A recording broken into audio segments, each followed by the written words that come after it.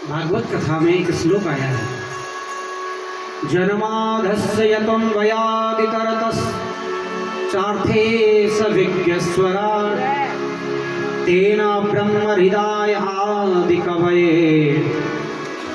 मुह्यन्ति सूरयः तेजोवारिमृदं यथा विनिमयो यत्र त्रिसर्गो मृषा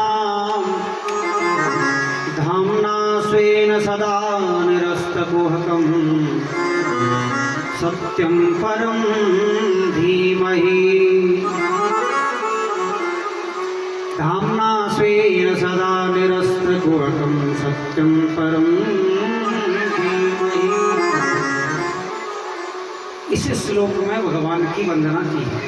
अब कौन से भगवान की है? बोले नाम किसी का नहीं लिया, बोले सत्य की वंदना करिए, बोले सत्यम परम धीमहि। अब आपने देखा होगा कि जब कोई भी ग्रंथ खुलता है, उसको आरंभ करते हैं, तो उससे पूर्व उसके जो भी प्रधान देवता है उसकी वंदना की जाती है, प्रार्थना की जाती है।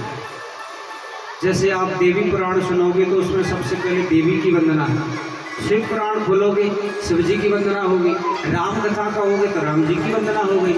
लेकिन भागवत कथा ही एक ऐसा ग्रंथ है जिसमें किसी की भी वंदना नाम लेकर के नहीं की गई, इसमें केवल सत्य की वंदना की गई। बोले सत्यम परम धीमहि। तो बोले महाराज जी सत्य भी तो कोई होगा, सत्य कौन है? बोले सत्य वो है जिसका ना आदि है, ना मध्य है, ना अंत है, जो सबसे पहले था और अब है, और जब सब कुछ बिगड़ जाएगा तो अंत में केवल वो ही बचेगा, वो ही सत्य है। कौन है? बोले परमेश्वर नारायण।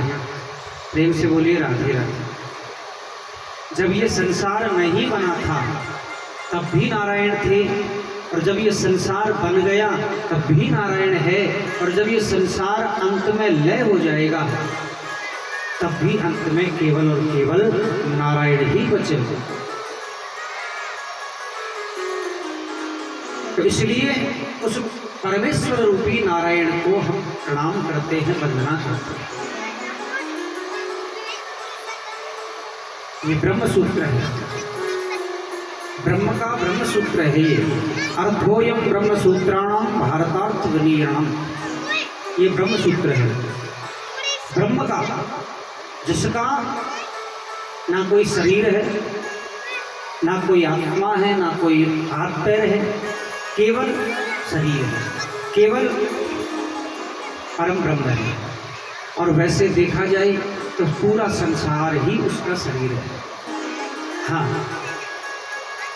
पाताल उसके पैर है, पृथ्वी उसकी नाभि है, सर उसका आकाश है, उसकी जो हड्डियां हैं वो पृथ्वी पर जितने भी पहाड़ हैं वो हड्डियां हैं, जितनी नदियां हैं पृथ्वी पर वो उसकी नसें हैं। हाँ, और जितनी वनस्पति पेड़ पौधे हैं पृथ्वी पर वो ही उनकी रोएं हैं, जिनको हम बोलते हैं रोएं, छोटी छोटी, वो प्रभु की रोएं हैं। प्रेम से बोलिए राधे राधे। बिनु पग चलई सुनई बिनु काना, एक चौपाई आई है कि वो परम ब्रह्म कैसा है। बोला उसके पाँव पैर भी नहीं है, वो बिना पैर के चलता है। और सुनई बिनु काना, उसके कान नहीं है फिर भी वो सुनता है। ऐसा परमेश्वर नारायण है। प्रेम से बोलिए राधे राधे। यतो वा इमानि भूतानि जायन्ते येन जातानि जीवन्ति। सत्य कौन है? बोले परमेश्वर नारायण है, सच्चिदानंद, जो तीनों तापों का विनष्ट करने वाला है, विनाश करने वाला है, हर जीव का पालन करने वाला है, जन्म देने वाला है और अंत में लय करने वाला है। उसी की कृपा से जीव की उत्पत्ति होती है, उसी की कृपा से पालन होता है और उसी की कृपा से अंत में प्राण भी निकलते हैं। वो ही नारायण है। तो धर्म का उस सत्य का स्वरूप कैसा है? बोले सत्य जो है जब तक जीवन में नहीं आएगा तब तक चाहे आप कोई पूजा करो, पाठ करो, कथा सुनो, सब व्यर्थ है। जितने भी वेद पुराण हैं सब सत्य की ही वंदना करते हैं। रामायण जी में एक चौपाई आई है, धर्म न दूसर सत्य समाना, आगम निगम पुराण बखाना। आगम निगम पुराण, वेद शास्त्र निषद जितने भी हैं सब क्या कहते हैं, बोले सत्य के समान कोई दूसरा धर्म नहीं है। धर्म न दूसर सत्य समाना, सत्य के समान दूसरा धर्म नहीं है। और नहीं असत्य सम पातक पुंज, असत्य के समान, असत्य से बढ़कर कोई संसार में पाप नहीं है। पुंज यानी होता है समूह, एक जगह इकट्ठा होना, समूह। जैसे किसी वस्तु एक जगह इकट्ठी हो जाती है तो उनका समूह हो जाता है, जिसको हम बोलते हैं गुच्छा। जैसे अंगूर का गुच्छा होता है ना, वैसा। नहीं असत्य सम पातक पुंज, पातक कहते हैं पाप को और पुंज कहते हैं समूह को, इकट्ठा होना। मतलब जब इकट्ठा हो जाता है तो वो मजबूत होता है, ज़्यादा हो जाता है। एक तो एक ही होता है और एक जगह पर आप 11 वस्तुएं कोई रखो तो वो ज़्यादा हो जाएंगी। उसी प्रकार पाप जब इकट्ठा होता है ना, उसी को कहते हैं असत्य।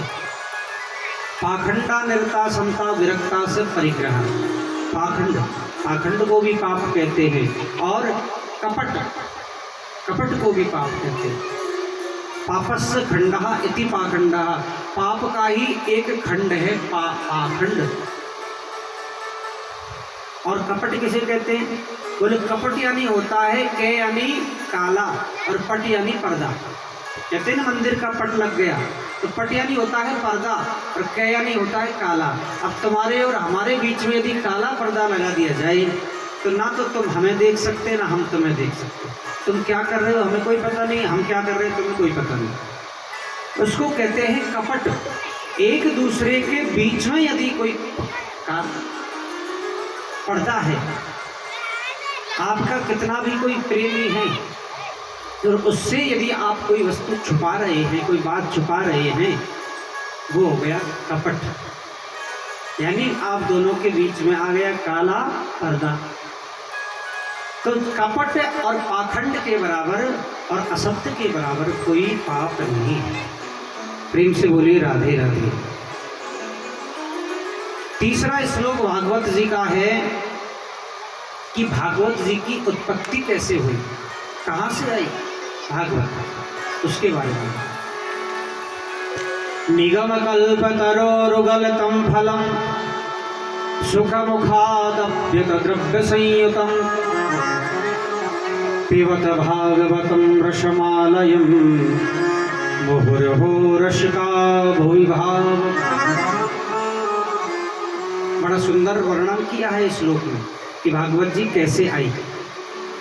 निगम कल्प तरोरु गलतम, निगम कहते हैं वेद पुराणों को, और वेद पुराण रूपी कल्प वृक्ष, निगम कल्प तरु, तरु यानी वृक्ष, निगम कल्प तरु, वेद पुराणों का जो फल है, पेड़ है, उसका पका हुआ फल है।